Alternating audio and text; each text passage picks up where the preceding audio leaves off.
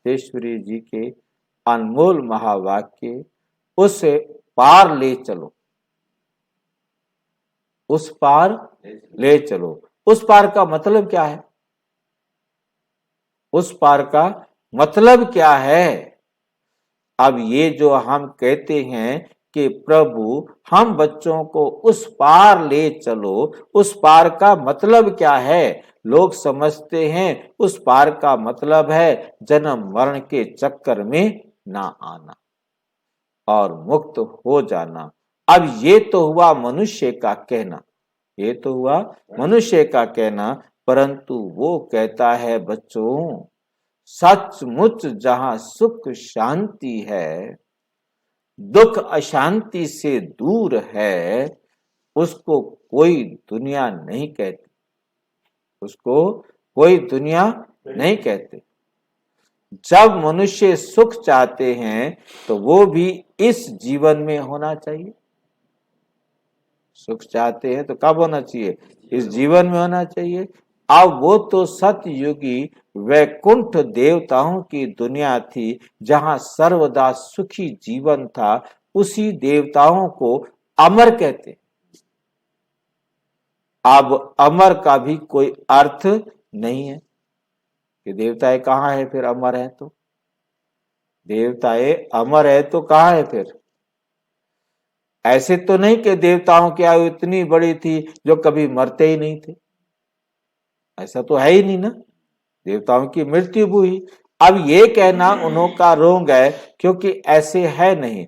उनकी आयु कोई सतयुग त्रेता तक भी नहीं चलती, ज्यादा से ज्यादा 150 साल तक एक शरीर में रहेंगे। परंतु देवी देवताओं के जन्म सतयुग त्रेता में बहुत हुए हैं। 21 जन्म तो उन्होंने अच्छा राज्य चलाया, और फिर 63 जन्म द्वापुर से कलयुग के अंत तक टोटल उन्हों के जन्म चढ़ती कला वाले 21 हुए और उतरती कला वाले 63 हुए। उन्हों के जन्म चढ़ती कला वाले 21, चढ़ती कला वाले 21, एक ही जन्म चढ़ती कला वाला होता है 21वां। बाकी तो 20 जन्म क्या है? उतरती कला वाला। तो यहाँ 21वां होना चाहिए, चढ़ती कला वाला है 21वां जन्म। 21 जन्म चढ़ती कला वाले नहीं है, 21वां जन्म सिर्फ चढ़ती कला वाला है। और जैसे ही सतयुग में आए तो गिरना शुरू हो जाएंगे। और उतरती कला वाले 63, टोटल मनुष्य 84 जन्म लेते। बाकी ये जो मनुष्य समझते हैं कि मनुष्य 84 लाख योनियां भोगते हैं, ये कहना भूल है। अगर मनुष्य अपनी योनि में सुख दुख दोनों पार्ट भोग सकते हैं, तो फिर जानवर योनि में क्यों जाए? भाई आप मनुष्य योनि में अपने अच्छे कर्म किए तो वो पाओगे, बुरे कर्म किए तो भी पाओगे।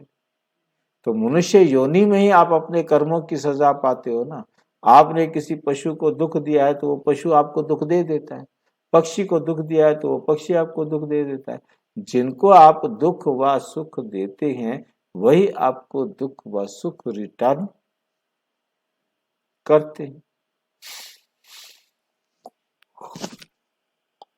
तो फिर जानवर योनि में क्यों जाए भाई? भोगने की जरूरत ही क्या है?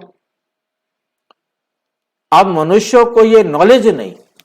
मनुष्य तो 84 जन्म लेते हैं, बाकी सृष्टि पर जानवर पशु पंछी आदि टोटल 84 लाख योनियां हो सकती है। बाबा ने नहीं कहा कि हैं, अब क्या कह रहे हैं? हो सकती हैं कि वो 84 लाख योनियां हों। अनेक किस्म की जैसे पैदाइश है, उसमें भी मनुष्य योनि में ही अपने पाप और पुण्य भोगता है, और जानवर अपनी योनियों में भोग रहे हैं। ना मनुष्य जानवर की योनि लेता है और ना जानवर मनुष्य की योनि लेता में आता है। मनुष्य को अपनी योनि में भोगनी पड़ती है तो दुख सुख की महसूसता होती है। ऐसे ही जानवरों को भी अपनी योनि में सुख दुख भोगना है, मगर उन्होंने ये बुद्धि नहीं कि ये भोगना किस कर्म से हुई। हमें परमात्मा आकर सिखाते हैं कि तुम्हारे कर्मों का फल तुम्हें मिल रहा है, अलर्ट हो जाओ, अब वो कर्म करो जैसे तुम्हें चाहिए। तो हमें सिखाते हैं तो हम सुधर जाते हैं, हम सुधरते हैं तो वो भी सुधर जाते हैं, क्योंकि हम उनको अब किसी पशु पक्षी जीव जंतु को दुख नहीं देंगे तो हमें क्यों दुख देंगे, हिसाब बन गया ना। तो हम फिर उनको दुख देना शुरू करते हैं तो वो भी हमें आकर दुख देते। हिसाब तो बराबर करके जाना है। उन्हों की भोगना को भी मनुष्य फील करते हैं, क्योंकि मनुष्य हैं बुद्धिवान, बाकी ऐसे नहीं कि मनुष्य कोई 84 लाख योनियां भोगते हैं। जड़ झाड़ भी योनि लेते हैं। ये तो सहज और विवेक की बात है कि जड़ झाड़ ने क्या कर्म अकर्म किया। ना तो जड़ झाड़ कोई अकर्म करता और ना विकर्म करता, ठीक है। उनका तो कर्म अकर्म और विकर्म है ही नहीं।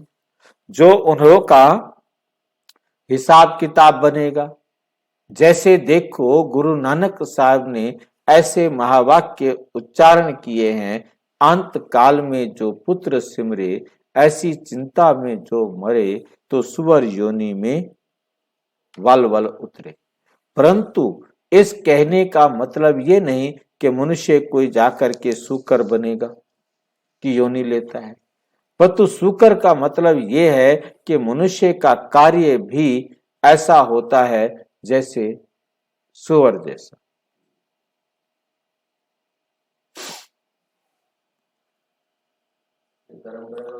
हाँ। बाकी ऐसे नहीं कि मनुष्य कोई जानवर बनते हैं।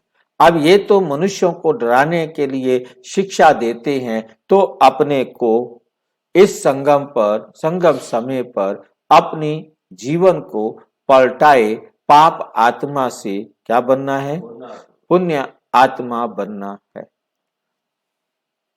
अच्छा, ओम शांति। और विस्तार से जानने के लिए प्रजापिता ब्रह्मा कुमारी ईश्वरीय विश्वविद्यालय के किसी भी सेवा केंद्र पर संपर्क करें।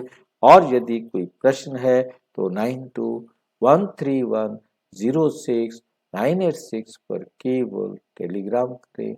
9650692270 पर केवल व्हाट्सएप करें और फोन नहीं। ओम शांति।